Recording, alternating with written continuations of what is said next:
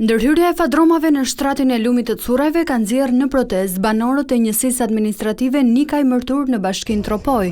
Projekti i korporatës elektroenergjitike shqiptare parashikon ndërtimin e pritave malore për frenimin e inerteve, por banorët thonë se punimet kanë nisur pa u zhvilluar dëgjesa publike dhe pa u informuar komuniteti. Është thënë që këtu po ndërtohen diga mbi këtë lumë. Ne nuk jena puna zhvillimit. Ne jena të ndëgjohen dhe të ndëgjohen gjëzeri i çdo banori këtu. Duke pyet sepse zhvillimi i jep kësaj zone vlera dhe çdo gjë tjetër. E kanë filluar janë 10 prita, të ashtu quajtura prita, do ketë bloqe betoni 2 metroshe. Pra, pikë pari po krijohen vaska, me çfarë qëllimi, vaska peshku apo vaska për t'i ndryshuar më vonë, është puna e tyre.